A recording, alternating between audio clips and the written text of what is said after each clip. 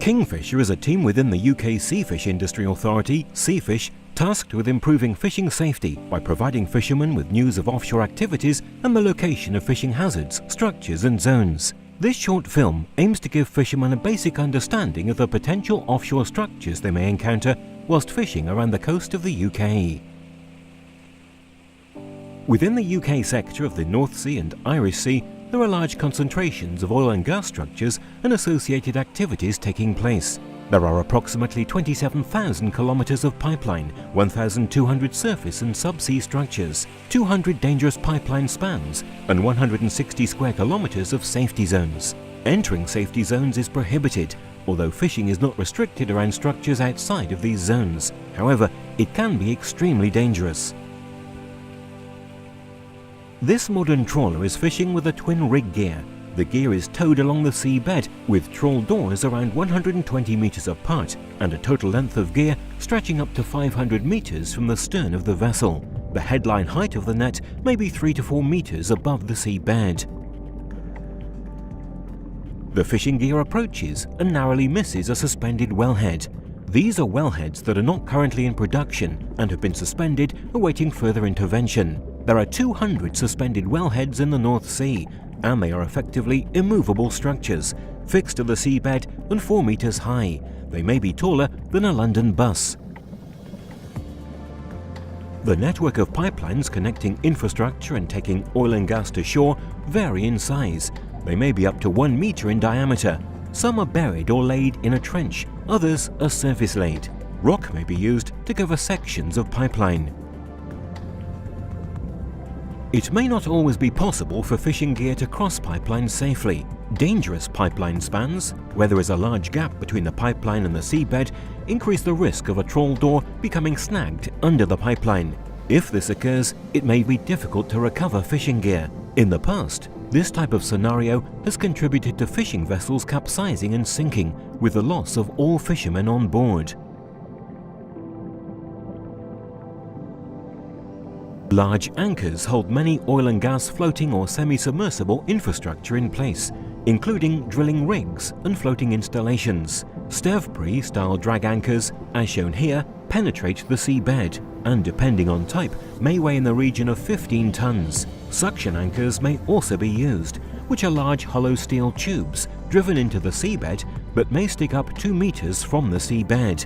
Some anchor lines and anchors may extend up to 2,000 metres from the installation, many hundreds of metres outside of a 500-metre safety zone.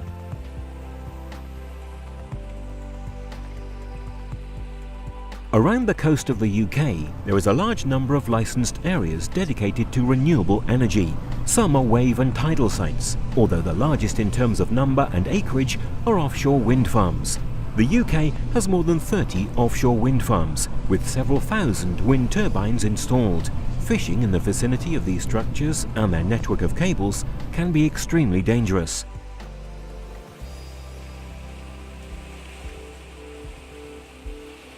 This static gear vessel is fishing with traps, also known as pots or creels.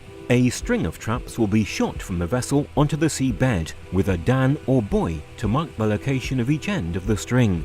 There may be up to 100 traps on a string.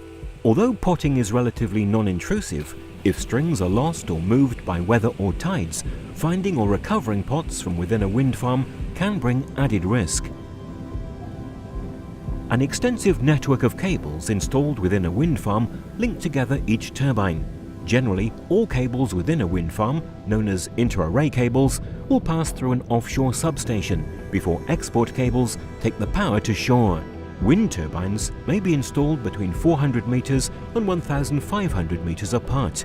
Cables are commonly installed in straight lines between turbines, although this is not always the case. Burial is attempted upon installation. However, successful burial is not always possible, with exposed sections or cable spans possible within a development. Rock or concrete mattresses may be used in large quantities to offer added protection to cables. For the purposes of fishing safety, it is important to note the corridors between turbines that are free from cables and the added risk that comes from fishing close to cables and turbines. Around the coast of the UK, there are over 300 telecoms and power cables.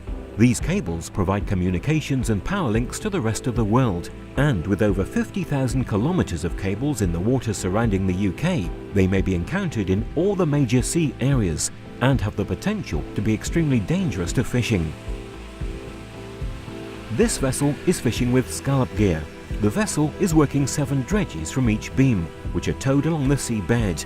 There are tines at the front of each dredge to flip the scallops out of the seabed and into a collecting bag behind it.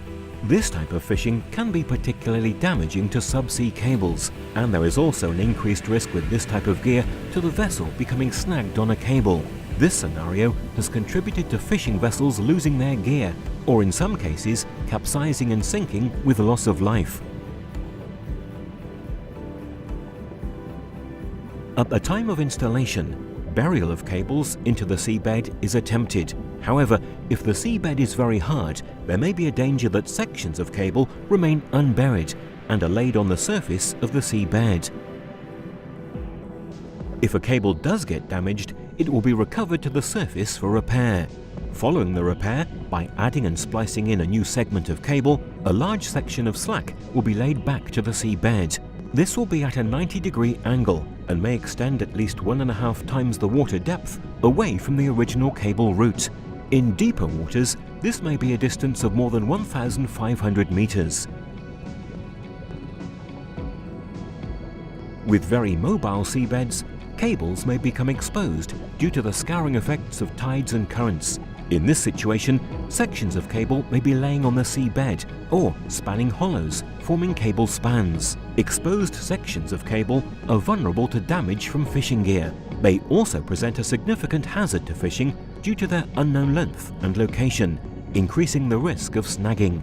The varied and rapidly changing seabed around the UK makes it almost impossible to accurately chart all exposed sections of cable. Caution should be exercised if fishing in the vicinity of subsea cables.